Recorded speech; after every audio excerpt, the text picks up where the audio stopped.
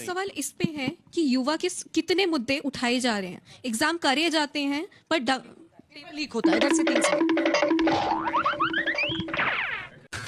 तू समझा? हाँ। नहीं, तू समझा नहीं। देखना है? दिखा। अभी दिखाता हूँ। आलोक शर्मा जी, अब आप मोर्चा संभालिए और बताइए कि क्या अभी 5 राज्यों में चुनाव है, एक अगर असम छोड़ दे और पुडुचेरी, तो हालांकि आप स्टालिन के साथ हैं, वहां पर ममता बनर्जी हैं, डिफेंडर के तौर पर आप किस तरह से देख रहे हैं? नितिन नबीन के नेतृत्व में वो कह रहे हैं कि एकदम नई बयार चल गई है, नया युग आ गया है। जब देश के प्रधानमंत्री राजीव गांधी बने थे तो केवल 42 साल के थे और उन्होंने युवाओं के लिए बहुत काम किया। और अच्छी बात है अगर आपने बता दिया। सही पकड़े हैं। वो कंप्यूटर युग लेकर आए, टेक्नोलॉजी लेकर आए, युवाओं के लिए रोजगार के नए नए रास्ते खोले। युवा बनने से युवाओं के लिए क्या होता है, विषय ये है। विषय ये नहीं है कि कोई बुजुर्ग है तो वो युवाओं के लिए नहीं कर सकता। क्या इसका मतलब मोदी जी ने कुछ नहीं किया? वैसे तो नहीं किया उन्होंने। मुद्दे की बात यह है, हाँ, अगर आप कह रहे हैं कि केवल युवा ही कर सकता है तो आप खुद स्वीकार कर रहे हैं उसको। दुर्भाग्य यह है कि परंपरागत परिवारवाद से एक व्यक्ति आया, नड्डा जी को 5-6 साल हो गए थे, उनको बदलना था, आरएसएस और बीजेपी की टसल थी, एक पर्ची वाले कार्यकारी अध्यक्ष बना दिए गए। हैं? ये क्या हो गया? ये क्या सुन रहा हूं मैं? हमसे पूछते चुनाव कब होगा, डेमोक्रेसी कब होगी, नड्डा जी के खिलाफ कौन चुनाव लड़ा था नहीं बताएंगे, अमित शाह जी के खिलाफ कौन चुनाव लड़ा था नहीं बताएंगे, पर्ची से नितिन नवीन को बना दिया। अब कह रहे हैं साहब ये तो बहुत विकसित भारत और पता नहीं क्या क्या, 92 रुपए पर डॉलर हो रहा है, विकसित भारत है, युवाओं की फीस नहीं जा रही है। मुझे क्रेडिट नहीं चाहिए। लगभग 30 लाख लोगों ने 2014 के बाद पासपोर्ट सरेंडर कर दिया, ये विकसित भारत है। गोंडा में वहां पर हॉस्पिटल में चूहे कूद रहे थे अभी 4 दिन पहले, आपने सबने सोशल मीडिया पर देखा होगा। 200 पहली यूनिवर्सिटी में एक भी हिंदुस्तान की यूनिवर्सिटी नहीं है। तालियां बजाने से कुछ नहीं होता है। केवल आप मुझे बताइए, दिल्ली पॉल्यूशन के ऊपर सुप्रीम कोर्ट ने इतनी लताड़ लगाई है पिछले 2 महीने के अंदर, देश के प्रधानमंत्री और नितिन नवीन का कोई एक ट्वीट आया हो तो मुझे बता दीजिएगा। बेचारे भूल गए होंगे, टेंशन बहुत है ना। विकसित भारत यह है कि किस तरह से हथकड़ियां और बेड़ियां लगकर अमेरिका से हमारे तमाम जो नागरिक हैं वो आए हैं, उसमें ज्यादातर युवा थे। विकसित भारत यह है कि 2 दर्जन से ज्यादा लोग सीवर का पानी पी के इंदौर में मर गए। नितिन नवीन खामोश थे। किसी ने नितिन नवीन के कोई स्टेटमेंट सुना? नहीं। देखिए, मुझे लगता है कि 2009 में राहुल जी के नेतृत्व में राहुल जी सांसद भी थे, हमने सरकार भी रिपीट की, लेकिन एक बीजेपी के अघोषित पिट्ठू टाइप व्यक्ति अन्ना हजारे जी आए, पूरे देश को गुमराह किया। और जिस तरह से अन्ना हजारे ने पूरे देश को गुमराह करके, उसमें केजरीवाल और पूरी टीम शामिल थी, देश को डिस्ट्रैक्ट किया, और उसके बाद से बीजेपी ने तमाम संवैधानिक संस्थाओं को अपनी मुट्ठी में ले लिया। आज जिस देश के अंदर चीफ जस्टिस ऑफ इंडिया को जूता फेंक के मारा जाता हो और फिर विकसित भारत की बात की जाती हो तो बड़ा दुर्भाग्य। हमारे यहाँ ऐसा ही होता है। 2024 की बात कर लें, आज महाराष्ट्र हो रहा है। 2024 में 1 साल पहले ही हमारे सांसद ज्यादा थे बीजेपी से। तो इस समय का फेर होता है, सबको देखना होता है कि किसने क्या डिलीवर किया, किसने क्या नहीं किया। आज तो बहुत बड़ी बड़ी बातें अभी चल रही हैं कि भाई विकसित भारत में पता नहीं क्या क्या होगा। मैं तो केवल ये पूछता हूं, 10 दिन हो गए अंकिता भंडारी के केस में सीबीआई की रिकमेंडेशन हुए, पूरे हिंदुस्तान में किसी ने वो चिट्ठी देखी हो तो जरूर बताइएगा। अब गर्दा उड़ेगा भैया। मुद्दों से डेविएट करना। सीबीआई जांच चल रही है, नहीं चल रही है? सुधांशु जी, एक स्पेसिफिक सवाल अंकिता भंडारी। सीबीआई की कहां कोई है कार्रवाई हो रही होगी, किसको किया गया? तो आपको बताया जाएगा। नहीं, वो स्टेट गवर्नमेंट सीबीआई को करती है। अरे कैसे, क्या आपको पता है क्या? आपको टाइमलाइन तो सेट कीजिए, कब तक जांच की रिपोर्ट आएगी? आप सांसद, स्टेट गवर्नमेंट सेंटर को लिखिए। कितने दिन लग गए सर उसको सीबीआई रिकमेंडेशन के लिए? इनके अंदर जो अब अपने टर्न पे बोलिए भाई साहब, इनके अंदर बौखलाहट इसलिए होती है कि जब सीबीआई कहता है कोर्ट से कि जो स्टेटस रिपोर्ट है ये किसी पॉलिटिकल एग्जीक्यूटिव को शेयर नहीं की जाएगी और ये हलफनामा देती शेयर होगी, उसके बाद सुनिए, सीबीआई कहती है कि पीएमओ के अधिकारियों ने बुलाया था और उसके बाद रिपोर्ट देखकर उसमें संशोधन किए 2G केस में, और तभी सुप्रीम कोर्ट ने बोला था कि CBI is a cage parrot. आप अपने जमाने के हिसाब से बोल रहे हैं, इसलिए उस विषय को छोड़िए।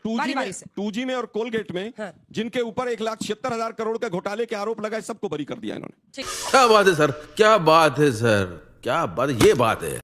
आप क्रोनोलॉजी समझ लीजिए। इसका मतलब एक सिंपल सवाल है, मैं कहना चाहूंगा, सांसद जी का जवाब दूंगा। जो अंकिता भंडारी के केस में सीबीआई की रिकमेंडेशन है, वो स्टेट गवर्नमेंट लेटर लिखेगी सेंटर को कि ये पॉइंट ऑफ रेफरेंस है कि इन मुद्दों पर हमारी जांच होनी चाहिए। क्या वो चिट्ठी लिखी गई सेंटर को? सुधांशु भाई ने लिखी गई, हाँ या ना बता दीजिए। अंजना जी, ये बिक गई है गवर्नमेंट, अब गवर्नमेंट में कुछ नहीं है। मुझे लगता है युवाओं के तमाम जो भी सपने थे उनके ऊपर अगर सबसे ज्यादा किसी सरकार ने कुठाराघात किया है तो मोदी सरकार ने किया। अग्निवीर योजना लेकर आए, आज तक उस योजना से क्या प्लस है क्या माइनस है किसी को नहीं पता है। उसमें कहां से ग्रामीण क्षेत्र से, पहाड़ों से बच्चे जाते थे देश की सेवा के लिए, वो उसका कितना ग्राफ गिर गया है किसी को नहीं पता है। बात तो सही है। एजुकेशन की बात एक भाई ने बहुत अच्छी उठाई। मोदी जी के आने के बाद 40,000 स्कूल बीजेपी शासित राज्यों में बंद हुए हैं। क्या हुए हैं? बंद हुए हैं। दूसरी चीज, अभी अभी मां वैष्णो देवी के नाम पर एक मेडिकल कॉलेज था, उसको अभी 4 दिन पहले 6 दिन पहले इन्होंने बंद किया है। ये लोग बंद करना जानते हैं एजुकेशन संस्थाओं को। आरएसएस की सोच ही ये है कि 5 किलो राशन और शौचालय। दिल और दिमाग की बात मत करो, ये आरएसएस की पुरानी सोच रही है। फटीक है या बड़वे। नितिन नवीन का मैं पूरा सोशल मीडिया पिछले आधा घंटे से देख रहा हूं। माइक उठा के बोलिए। आधे घंटे डिबेट कर रहे हैं, आधे घंटे सोशल मीडिया वहां पर 1 घंटे से, मैं 1 घंटे से गेस्ट रूम में बैठा हुआ था, मैं पहले आ गया था। मैं केवल ये कहना चाहूंगा, नितिन नवीन ने केवल मोदी जी के ट्वीट्स को रीट्वीट करने के अलावा कोई काम नहीं किया। ट्विटर से थोड़ी देश चलता है ना, पार्टी चलती है। सोच कहीं तो सोशल मीडिया पे नजर आएगी कि युवाओं सोच नहीं उन्होंने कभी दिखाई और आपने उनको अध्यक्ष बनाया। शब्द नहीं है पॉल्यूशन के ऊपर, एक अंकिता भंडारी के ऊपर नहीं। यही नहीं, अभी और सुनिए। सब पहला देश का एकमात्र प्रधानमंत्री था जो पंडित अपने नाम के आगे लगाता था, जबकि वो मीट भी खाते थे, स्कॉच भी पीते थे, संस्कृत एक नहीं बोल पाते थे, मंदिरों के खिलाफ रहते थे। किसने लगाया? नहीं, पंडित अटल बिहारी वाजपेयी क्या क्या खाते थे, जरा उनकी लिस्ट बता दूं मैं। वो किसके घर में रहते थे वो भी बता दूं। क्यों नहीं? छोटा सा बीजेपी से कैसे लड़ी है? छोटा सा उत्तर दे देता हूं। गुजरात सोशल इंडिकेटर्स में आज भी 13वें, 14वें, 15वें स्थान पर है। इंडस्ट्रियली और इकोनॉमिकली गुजरात मोदी जी से पहले भी आगे था। गुजरात में 11 बड़े इंडस्ट्रियल एरिया, एक भी मोदी जी ने नहीं बनाया। गुजरात एक पहला ऐसा राज्य है जिसके अंदर एक भी मेडिकल कॉलेज, मैं अपनी बात रिपीट करता हूं, एक भी मेडिकल कॉलेज सरकार का नहीं। केवल एक 2008 में भुज में अटल बिहारी वाजपेयी जी ने शुरू किया था, करवाया था उस समय पर, वो भी बंद पड़ा हुआ है, वो भी अडानी को दे दिया गया है। शर्म करो, भगवान से डरो भोसड़ी वालों, भगवान। गुजरात पहला राज्य है कि 12,000 करोड़ रुपए का केवल कर्जा था, आज 5.5 लाख करोड़ का कर्जा है, और सारा मैक्सिमम जो है वो मोदी जी के समय पर लिया गया। इन्होंने किसानों की बात की, हमने ऋण दे दिया, हमने ये कर दिया। एनसीआरबी के आंकड़े देखिए, किसानों की सुसाइड रेट बढ़ गई। अगर आपने बहुत अच्छा काम कर दिया था तो क्यों बढ़ गई? अब वापस आते हैं, मुख्यमंत्रियों की बात करते हैं। अच्छा, आपका कौन सा मॉडल चलाया जाए? ये कौन सा मॉडल आपका दिखाएं? हिमाचल का मॉडल मैं बताता हूं या कर्नाटक का मॉडल?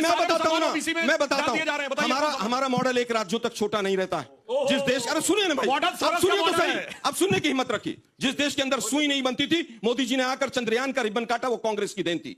जिस समय पर कांग्रेस, अच्छा मुझे बताइए, चंद्रयान किसमें बना था भाई? किसकी सरकार में बना था? आप लोग हंस रहे, बताइए जरा। जी के समय में शुरू हुआ था। बताइए ना भाई जरा। एक कमाल की बात है, इसरो किसने बनाया था? बताइए। जो हंस रहे थे, अगर मोदी सरकार डीआरडीओ किसने बनाया था? जरा बता दीजिए आप लोग। वापस अगर नहीं कर पाती है तो इसलिए कर आपके बीच में किसी के नहीं बोला, बीच में ना बोल।